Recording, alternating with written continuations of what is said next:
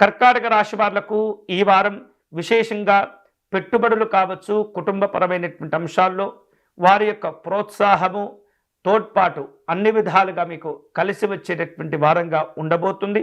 అలాగే ఉద్యోగస్తులకు కొన్ని పని భారాలు పెరిగినప్పటికీ కూడా ఆ బాధ్యతల వలన కొన్ని అధికమైనటువంటి అవకాశాలు రావటం, వాటిని ఉపయోగించుకొని మీ ఆదాయ మార్గాలను పెంచుకునేటటువంటి ప్రయత్నాల్లో సఫలీకృతులవుతూ ఉంటారు.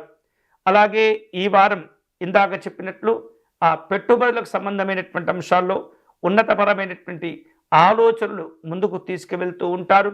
అన్ని విధాలుగా మీకు ప్రయోజనాలు పొందేటటువంటి అవకాశంగా ఈ వారం ఉండబోతుంది. మంచి మంచి లాభాలను కూడా పొందుతూ ఉంటారు. ఎప్పటి నుంచో ఎదురు చూస్తున్నటువంటి ఈ ప్రయోజనాలు లేదా లాభాలను ఈ వారం అందుకునేందుకు అన్ని విధాలుగా మీకు అనుకూలంగా ఉంటుంది.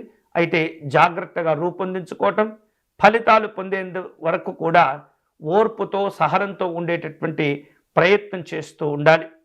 ఉద్యోగస్తులకు ఈ వారం అన్ని విధాలుగా అనుకూలంగా ఉంటుంది.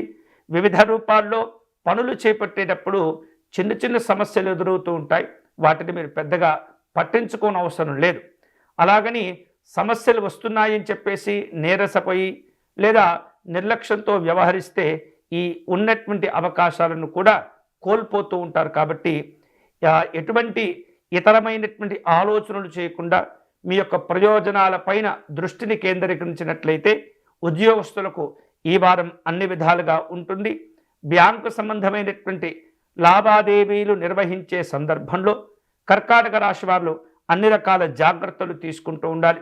ఏమాత్రం కూడా నిర్లక్ష్యంగా మీ యొక్క లావాదేవీలను నిర్వహించినట్లయితే పొరపాట్లు జరిగి కొంత ఇబ్బందులను ఎదుర్కొనేటటువంటి పరిస్థితి కనిపిస్తుంది. ఈ వారం కర్కాటక రాశి వారు శుభ కార్యక్రమాల్లో పాల్గొనటం లేదా తమ గృహాల్లోనే శుభ కార్యక్రమాలు నిర్వహించేటటువంటి సందర్భాలు కనిపిస్తూ ఉంటాయి. కర్కాటక రాశి వారు ఈ వారం మరిన్ని శుభకరమైనటువంటి ఫలితాలు పొందేందుకై పార్వతీ అమ్మవారిని పూజించటం, ఆరాధించటం మంచిది.